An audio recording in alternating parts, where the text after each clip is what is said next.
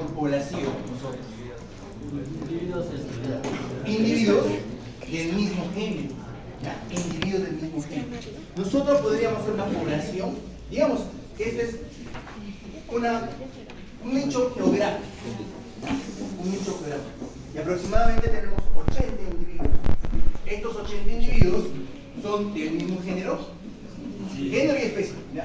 Género y especie. Somos de especie, género Homo y de especie es Homo sapiens. Perfecto. Entonces, sí podríamos, mejor dicho, sí somos una población que estamos en un nicho específico, en un área determinada. ¿Ya? Entonces, lo que les decía, población, para definir, la población es el conjunto de individuos de la misma especie, ¿ya? Que viven en un área geográfico determinado. A ese área geográfico determinado le vamos a llamar en genética nicho ecológico, ¿ya? Ahora, un nicho ecológico es un lugar donde un individuo o una especie va a poder desarrollarse normalmente. Sabemos que la especie humana, entre comillas, es cosmopolita. ¿Qué quiere decir que es cosmopolita? Que se puede adaptar en cualquier lugar del espacio terrestre. ¿Por qué digo casi? Se podría, digamos, adaptar en un nicho ecológico que está a menos 20 grados centígrados. No, ¿sí? No se podría. O que está a una temperatura mayor de los 40 grados centígrados, cuando ya se desnaturalizan nuestras proteínas, ¿sí? Cuando nos da fiebre a nosotros, se eleva la temperatura, llegamos a los 40 grados centígrados y se comienza a desnaturalizar nuestras proteínas de las neuronas. Por eso comenzamos a convulsionar a los 40 grados centígrados. Entonces, no podríamos vivir en un lugar donde está mayor a los 40 grados centígrados. Por eso digo, es casi cosmopolita. Vamos a encontrar a la especie humana en diferentes nichos ecológicos a nivel de todo el planeta Tierra, ¿de acuerdo? Y que son capaces, algo también importante, que son capaces de reproducirse entre sí, ¿de acuerdo? Entonces, digamos que las especies se pueden reproducir, pueden dar nuevas generaciones entre sí, ¿ya? Y algo también importante, que esta población comparten algo, ahora hablando de genética, comparten un pool génico, ¿ya? ¿Qué es el pool génico? O también llamado acervo genético, ¿ya? Son los genes que tiene una especie determinada. ¿Se acuerdan que en la clase de genética vimos un pequeño árbol filogenético, donde vimos la especie Homo sapiens, vimos de repente un primate, un monito y otras especies? Compartíamos un porcentaje de similitud de nuestro material genético, pero no era un 100%, ¿de acuerdo? Hay una similitud con otras especies, podemos compartir un 90, un 80, un 30, un 20%, pero entre un individuo y una especie comparten casi el 99.9%, ¿ya? Son casi idénticos, casi igual. Entonces, a eso se le indica que comparten un acervo genético en común. El famoso pool génico, la piscina génica, ¿de acuerdo? Ya está. Entonces, eso viene a ser lo que es población. Y por definición de genética de poblaciones, estudia la distribución y el cambio de la frecuencia de estos alelos, de estos genes, dentro de la población. Ahora, yo les pregunto, acá, en esta población que hemos dicho entre comillas, no es una población, pero pongamos como un ejemplo, dentro de esta población que tenemos, compartimos los mismos genes, ¿sí? Compartimos los mismos genes. Pregunta, ¿compartimos el mismo o la misma frecuencia del gen del color del pelo? No. Hay variantes. Uno lo puede tener un oscurito, un poquito más castañito, esa es una variante. Otro lo puede tener más claro, otro lo puede tener rubio, pelirrojo, pero cada una de ellas son variantes del mismo gen, ¿ya? Del mismo gen. Entonces, vamos a estudiar la frecuencia de estas variantes. Ahora yo le pregunto, del color oscuro, ¿qué es más frecuente en esta población? ¿Un color oscuro o un color más claro? ¿Cuál es más frecuente? Más oscuro. Igual en las enfermedades. Por eso es importante estudiar las genéticas de poblaciones. Esto es un ejemplo sencillo. Entonces, dentro de una población vamos a ver que hay unas frecuencias que tienen un mayor porcentaje. Va a haber otros alelos que van a tener un menor porcentaje, ¿ya? Para que lo puedan entender. Ahora, estas cambios de frecuencias que se tienen que mantener a través de las generaciones, ¿ya? A través de las generaciones, usualmente pueden tener cambios, y estos cambios se deben a las mutaciones, y ya lo hemos hablado muchas veces. También a la selección natural, que lo hemos hablado en la primera clase de genética. ¿Qué viene a ser la selección natural de una especie? Exacto, ¿sí? El que tiene mayor probabilidad de sobrevivir, el que tiene una capacidad fitness, ¿ya? Para que pueda sobrevivir o resaltar sobre los demás individuos dentro de una población. Ya les hice un ejemplo, ¿sí? Entonces, debe haber una selección natural equilibrada, ¿ya? Equilibrada. Algo un poquito diferente en los animales, ¿ya? Hablemos de los leones. En los leones siempre hemos visto, usualmente en un documental, que hay un macho alfa, ¿sí? En la manada hay un macho alfa. Este macho alfa, ¿por qué predomina? Fuerza, más que todo, tiene habilidades de poder cazar.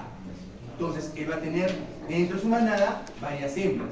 Este macho alfa va a poder transmitir sus características fenotípicas a su población, ¿ya? Pero eso no ocurre en la población humana, totalmente diferente, ¿sí? Entonces, es una selección natural equilibrada. ¿Quién tiene la mayor probabilidad?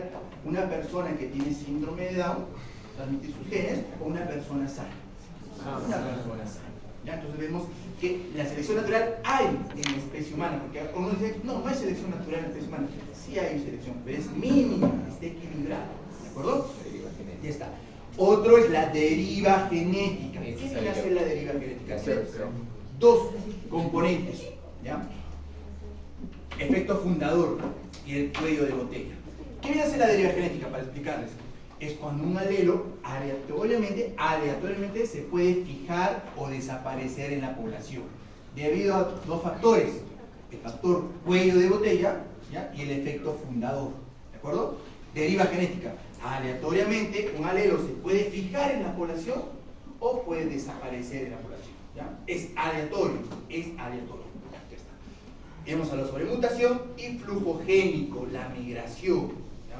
Un individuo puede migrar a otro nicho ecológico y se va a llevar sus genes y puede transmitir en esa nueva población sus genes, ¿de acuerdo? Igual puede venir alguien de afuera y dar sus genes. Imagínense, acá en esta población, un individuo, un europeo, un caucásico, ojos verdes, metro 90, rubio, se posiciona en esta población. Va a tener una probabilidad mayor de colocar sus genes en la población. Sí, ¿sí? Eso se viene en lo que es el flujo génico, como un individuo de otra población, ¿ya? Viene a un nicho ecológico determinado y tiene la capacidad de poder transmitir sus genes, sus características. En este caso, ¿cuáles son sus características fenotípicas? Como les he mencionado, ¿sí?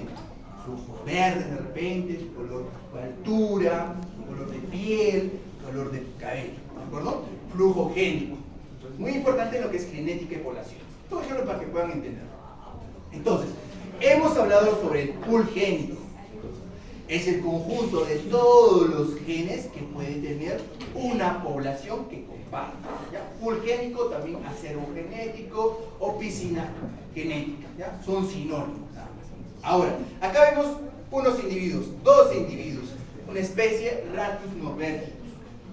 Ustedes cuando hagan su tesis, de repente van a utilizar este individuo para hacer diferentes experimentos. De repente quieren utilizar un fármaco experimental, ¿sí? Una plantita, un extracto de una planta y quieren ver si le causa un efecto a esta especie, ¿ya? Rattus norbergicus. Todos son la misma especie, diferente color. Hay un alelo de color, un color blanco del pelaje y un color oscuro del pelaje, ¿ya? Dos individuos. La pregunta es la siguiente, ¿ya? ¿Cuál será el total de pool genético, ¿ya? O posogénico que tiene este individuo? Si yo les digo que cada individuo tiene un gen y ese gen tiene dos alelos, en este caso de este individuo, ¿qué viene a ser el alelo? Tenemos dos dominantes de color oscuro, ¿sí? A mayúscula y A mayúscula. Es un homocigoto. Vemos por acá, tenemos otro individuo que es heterocigoto, ¿ya? Tiene dominante para el color oscuro, y esto se puede decir que es portador, ¿sí?, del alelo blanco, ¿sí?, recesivo. Y tenemos acá una especie homocigota, ya que tiene dos alelos recesivos y que expresa ese color blanco. Ahora la pregunta es, ¿cuál es el total del pool génico en esta población si tenemos dos individuos? Si cada individuo tiene dos alelos, ¿cuál sería la fórmula? 2 por la cantidad de individuos. Entonces, ¿cuánto sería? 24, sencillo. Y acá lo tenemos en una representación gráfica, ¿ya? Más que todo. Acá nos dice que tiene 15 alelos, ¿sí?, dominantes y 9 alelos recesivos en total. 15 más 9 viene a ser 24. Entonces, el total del fotogénico de los individuos, en este caso, es 24 alelos. ¿De acuerdo? Entonces, siempre es así de sencillo, para que lo puedan entender. Posogénico siempre es número de individuos por 2, nada más. ¿Ya? ¿Y por qué por 2? Eso es no número de cromosomas. Los alelos, ¿sí?, que tiene cada individuo. Algo relacionado a cromosomas. ¿Por qué? Porque uno es del cromosoma paterno y el otro es del cromosoma materno. Pero más que todo es con los alelos, ¿ya? Uno materno y uno paterno. ¿De acuerdo? Esa es la fórmula, muy sencilla. Pool génico. ¿De acuerdo? Ya está. Ahora hablemos de las frecuencias alélicas, ¿ya? Miren acá. Un alelo, otro alelo. Imaginemos que acá hay 100 individuos. 100 individuos, ¿ya? Hay 100 individuos. De estos 100 individuos, 50 son homocigotos dominantes, ¿ya? Homocigotos. Y los otros 50% son también homocigotos recesivos, ¿ya? No hay heterocigotos en esta población ficticia. Yo les pregunto, ¿cuál sería la frecuencia del alelo dominante en esta población? 15. 15.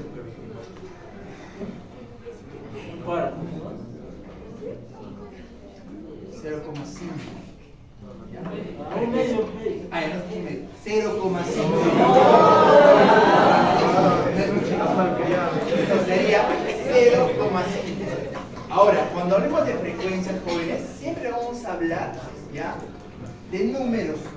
No lo pasemos a porcentajes, ¿ya? No lo pasemos a porcentajes, ¿ya? Frecuencia siempre es un número menor a 1, ¿ya? Entonces, vamos acá. Frecuencia alélica es la proporción relativa del alelo dominante y del alelo recesivo. Y cuando hablamos de genética y poblaciones, vamos a hablar de estos, P y Q. ¿Ya? P viene a ser el alelo dominante en este caso, ¿ya? Ahora vamos a convertirlo nada más, ¿ya? Siempre que vamos a hablar de genética y poblaciones, vamos a hablar P y Q. Siempre vamos a hablar P y Q, P y Q. Pero P viene a ser el alelo dominante. Y Q viene a ser el alelo recesivo. ¿De acuerdo? Entonces, si yo le pregunto, de la anterior pregunta, ¿cuál es el porcentaje del alelo P en la población que teníamos 50% de homocigotos dominantes? 0,5 o un medio. Está bien, ¿de acuerdo? Ya está. Dentro de la población. Acá tenemos un ejercicio muy sencillo para que lo puedan entender. ¿De acuerdo? Entonces, tenemos un gen. Ya. TAC2R38. Este gen hace que las personas puedan percibir el amargo de este componente, del feniletotiocarbamina. ¿Ya? Las personas que son silvestres pueden percibir ese amargo, ¿ya? Y las personas que tienen la parte mutada, pero que es homocigoto recesivo, ¿ya?, para este gen, ¿ya?, no van a percibir. Entonces, como tenemos toda población, vamos a encontrar los homocigotos, los heterocigotos y los homocigotos recesivos, como en toda población. Entonces, vamos a ver acá una población que va a poder percibir el amargo de este componente y otra población que no va a percibir el amargo de este componente. ¿De acuerdo? Ahora, acá viene el ejercicio, ¿ya? Acá viene el ejercicio. Población de 200 individuos. Ya está. Tenemos 158 individuos que perciben, ¿ya?, el amargo de este componente, pero son dominantes homocigotos. Tenemos otra población que igual percibe, percibe el amargo, pero es heterocigoto, ¿ya? 40 individuos. Y tenemos una pequeña cantidad de esta población, 2 individuos que no perciben, ¿ya? Yo les puedo decir que no perciben, pero por teoría sabríamos que son homocigotos recesivos, ¿de acuerdo? Pregunta, ¿cuál es la frecuencia alélica de P? Entonces, si yo les digo, exacto, del dominante, ¿ya? De una persona silvestre, de una persona que no tiene ese gen. Ahora, en genética vamos a hablar del wild type, ¿ya? Que está en inglés, el tipo salvaje. El tipo salvaje de un gen es un gen sano, ¿ya? Wild type, en inglés. Y el mutado. Entonces, ¿cuál sería? 1. Ya está, por ahí va. Estamos bien. Ya la captamos. Tenemos fórmulas. ¿Ya? Tenemos fórmulas. Muy sencillas. Entonces, ¿cuál sería la frecuencia de cada ley? Para la frecuencia, porque se hace una regla de 3 y sacamos, lo calculamos. ¿Ya? Pero hay una fórmula que tenemos que utilizarlas para lo que es genética y población. ¿Ya? Entonces, para la frecuencia de P, que es el dominante, viene a ser la frecuencia genotípica de homocigoto más un medio de la frecuencia del heterocigoto. Para la frecuencia de Q va a ser la frecuencia del homocigoto recesivo más un medio la frecuencia del heterocigoto. Entonces, ¿cómo hallo las frecuencias? Hago mi regla de 3, acá está, ¿ya? Mi frecuencia para mi homocigoto dominante viene a ser la parte sobre todo. ¿Sí? La parte sobre todo, una regla de 3. 158 entre 200, que es mi población. 0,76. Frecuencia genotípica. Frecuencia genotípica. Igual, para mi heterocigoto 40, que viene a ser 40 individuos, entre todos, 0,2. Frecuencia homocigoto recesivo, mi parte, que viene a ser 2, entre todo, 0,01. Ya está. Y lo que tengo que hacer es reemplazar. Nada más reemplazo en esta formita. Y aquí está reemplazado. ¿Ya? Reemplazo y mis frecuencias van a ser las siguientes. Frecuencia de mi P, que es mi dominante, viene a ser 0,89. Y la frecuencia de mi Q, que es mi recesivo, mi alelo recesivo de la población, es 0,11. Algo llamativo, algo muy llamativo. La suma de estas dos frecuencias, P más Q, va a dar 1. Entonces, siempre para que ustedes estén, cuando calculen, ¿ya?, la frecuencia de un alelo, ¿ya?, no la frecuencia genotípica ni frecuencia fenotípica, que es totalmente diferente, tienen que sumar ambas frecuencias la unidad, 1, ¿de acuerdo? Y si estuviera en porcentaje, la suma debe dar 100%. Ya, perfecto. Frecuencia alélica para poder determinar. ¿Qué tenemos acá? Tenemos una población, el mismo ejercicio, pero ahora lo que hemos hablado constantemente en las clases, ¿ya? La frecuencia genotípica y la frecuencia fenotípica, ¿ya? Siempre he visto que ustedes en los debates muchos se equivocaban, ¿ya? Muchos se equivocaban, ¿ya? Frecuencia genotípica. ¿Qué viene a ser el genotipo? ¿Alguien que me diga qué es el genotipo? El conjunto de genes. Genes. Puede ser dominante o recesivo. Si estamos hablando de un locus, podemos hablar de homocigoto o heterocigoto. ¿Ya está? ¿Y qué hablamos del fenotipo? ¿Qué viene a ser? Lo que nosotros podemos ver, la expresión de los genes. ¿Ya? Entonces, pregunta, ¿la frecuencia genotípica es igual a la frecuencia fenotípica? No.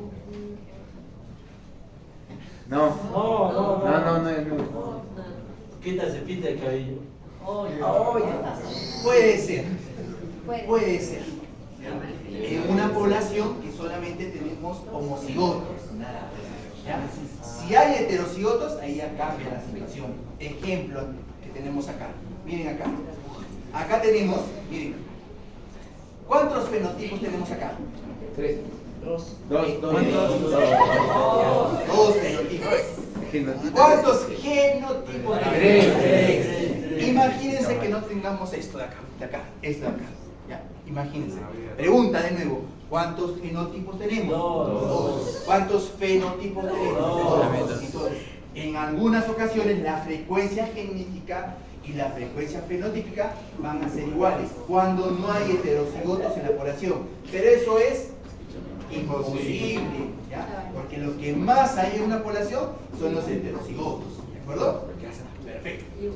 Entonces, frecuencia genotípica es la proporción, es una relación de los individuos que tienen un genotipo específico de una población. Puede ser, ¿sí?, un genotipo heterocigoto dominante, heterocigoto, homocigoto dominante o homocigoto recesivo.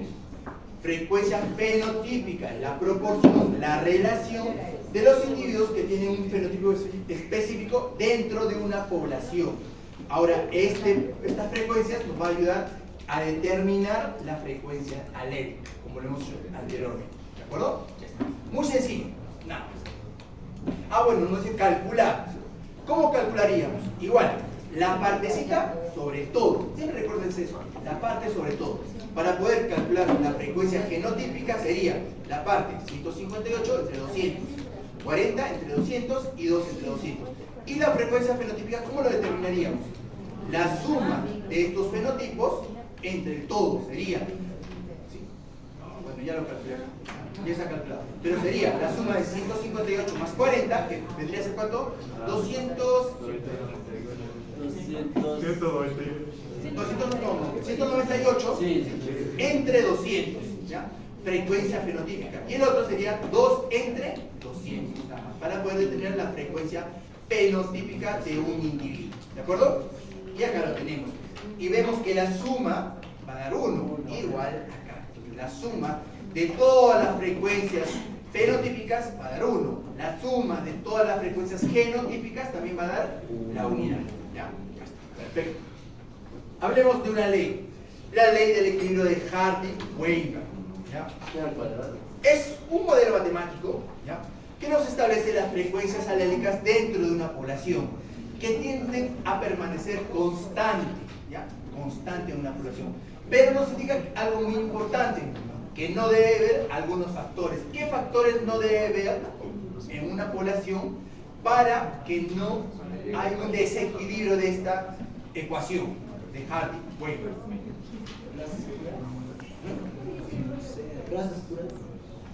No. Veamos a continuación.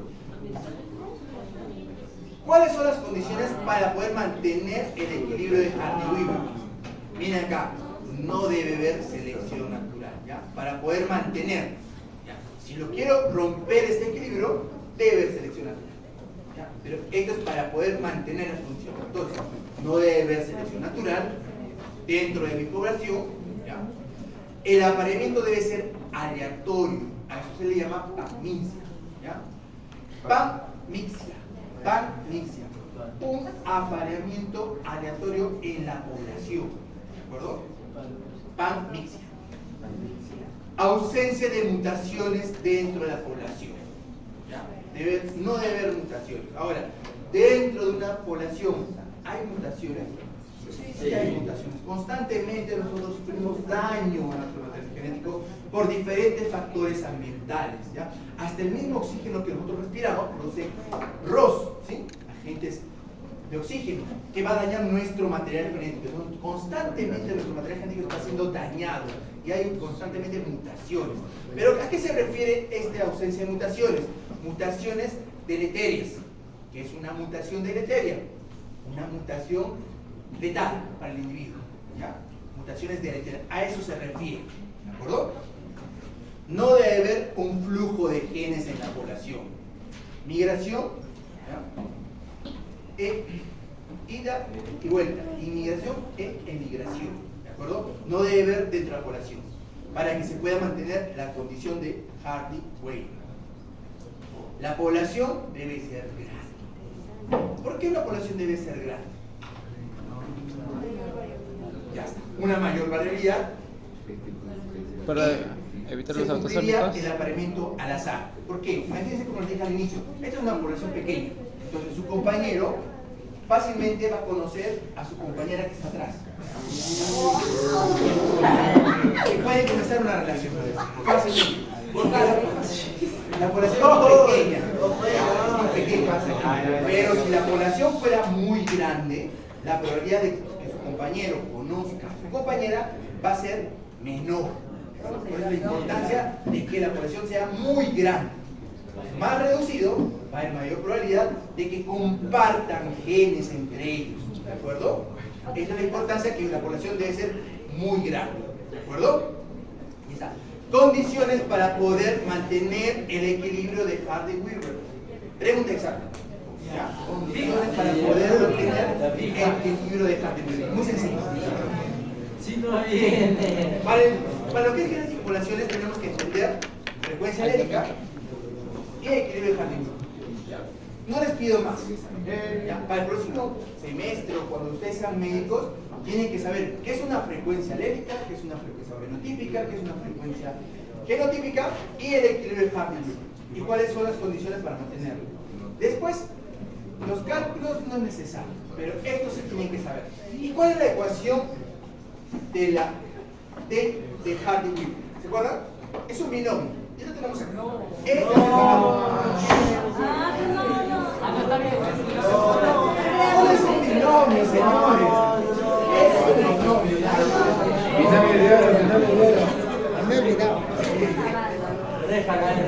Entonces, ¿ya? Ustedes dijeron que es la medicina y me olvido de las matemáticas. Entonces, el equilibrio de Hardy-Webber se basa en este binomio cuadrado, ¿ya? Que es muy sencillo de aprender. ¿Qué nos dice? La frecuencia del dominante al cuadrado, del alelo dominante al cuadrado, más dos veces ¿sí? el alelo del dominante por el recesivo más el cuadrado del recesivo. Nada más. Muy sencillo. ¿Y qué nos predice esta ecuación? Las frecuencias aléricas que se va a mantener en la población. Porque puede haber variaciones en la frecuencia, ¿ya? Pero a la tendencia se va a equilibrar. ¿Ya? Muy importante saber sobre este binomio cuadrado. ¿De acuerdo? Entonces, equilibrio de Hardy-Webber. ¿De dónde proviene? ¿De dónde proviene? Esto también es importante que sepan por teoría. ¿De dónde proviene? Muy sencillo. Tenemos los gametos. Gameto, en este caso, femenino y gameto masculino. Lo que ustedes han hecho en los debates dirigidos. ¿De acuerdo? Entonces, un gameto solamente tiene un alelo. Recuerden eso, bien claro. Un gameto, tanto masculino como femenino, tiene solamente un alelo. Entonces puede ser un alelo recesivo, un alelo dominante. Una de dos, ¿ya? No hay más. Entonces, siempre hemos dicho que dentro de una población, ¿qué es lo que más va a prevalecer? Los heterocigotos. Siempre va a prevalecer. Tenemos acá un gameto femenino, ¿ya? Tenemos el dominante y el recesivo. Y por el otro lado tenemos el gameto masculino, que viene a ser dominante y el recesivo. Hacemos nuestro cuadrúculo, ¿ya? Se fecundan estos gametos. ¿Qué vamos a tener acá? Un individuo homocigoto dominante. Y veamos, ¿qué formulita tiene acá? ¿Por qué? Porque es P es un dominante, que es el alelo A, por el alelo dominante, P al cuadrado, muy sencillo. De ahí viene esa formulita. Luego vamos al siguiente. Tenemos acá un heterocigoto, que viene a ser A dominante y A minúscula recesivo, PQ. Y luego, al momento de sumar todo esto, ¿qué vamos a tener? P al cuadrado más 2 PQ, 2 veces PQ, más Q al cuadrado. De ahí proviene el equilibrio de Hardy. ¿Ya? Cuando digan, ¿de dónde proviene este binomio cuadrado? De la fecundación de mis gametos en una población determinada. ¿Ya? De ahí proviene. ¿Ya? Si me olvido este binomio, ya sé de dónde proviene. ¿De acuerdo? Ya está. No, esto lo vamos a dejar. No quiero que sepa ejercicios. Y para finalizar, porque esto es muy corto, ¿de acuerdo? La importancia de la genética de poblaciones en el campo de la medicina. Entonces, les dije, la genética de poblaciones va a estudiar las variantes aléricas en una población. ¿Y por qué es importante? Para poder ver estas variantes aléricas en la población, ¿cómo afectan la salud humana? Ese es uno. ¿Cómo afectan a la salud humana? Dos, cómo estas variantes alélicas van a dar la susceptibilidad a un tipo de enfermedad. ¿De acuerdo? Les pongo un ejemplo. La población africana, ¿ya? La población africana sabemos que hay una enfermedad que es la malaria. ¿Ya? El parásito que infecta la malaria es el plasmodium. El plasmodium. Es el plasmodium. Entonces, en esta población africana tienen una mutación en la hemoglobina, ¿ya? Que da la anemia falciforme. Entonces, los individuos que tienen la anemia falciforme, ¿ya? Que es un factor genético, la anemia falciforme se da por un cambio del gen de la hemoglobina, ¿ya? El gen de la hemoglobina. Entonces, estos individuos que tienen africanos esta enfermedad tienen una menor susceptibilidad de enfermarse de malaria. ¿Por qué? Porque la modificación de su glóbulo rojo hace que no pueda infectar el plasmodium al glóbulo rojo. No sobreviven por esa forma que tienen en forma de hoz. ¿Ya? Entonces, como una enfermedad puede hacer resistencia a un parásito. Entonces, es lo importante de estudiar la genética de poblaciones. ¿Ya? Y dos, lo que vieron en la clase anterior con la doctorada. La respuesta, ¿sí?, a diferentes fármacos. ¿Ya? Su compañero puede tener una respuesta totalmente diferente al de su hermano, al de su papá o al de su mamá. Entonces vemos que la respuesta de los fármacos en lo que es la farmacogenómica. Entonces, todo esto es la importancia de la genética de las poblaciones para el estudio del campo de la medicina. ¿De acuerdo? Entonces, nada más, es muy breve la clase de hoy día, hemos acabado. ¿Preguntas? Doctor, no me quedó claro qué representa el equilibrio de Hardy-Wheeler. O sea, esa forma que me representa. Vamos a ver, ¿qué representa? Nos ayuda, es un modelo matemático que nos va a ayudar a calcular la frecuencia equilibrada a través de la población. ¿Ya? La tendencia en una población normal es de que haya un desequilibrio, pero como la población de una generación a otra va a comenzar a tender al equilibrio. Nos ayuda a calcular, ¿ya? Nos ayuda a calcular las frecuencias a través de una generación a otra. De repente la número en una generación 1 va a ser diferente, en la siguiente va a ser otra, pero en la siguiente va a tener que llegar a un equilibrio, va a volver hasta la generación 1. Con eso nos ayuda esta fórmula de equilibrio de Hardy-Wheeler para poder llegar a esa tendencia. ¿De acuerdo?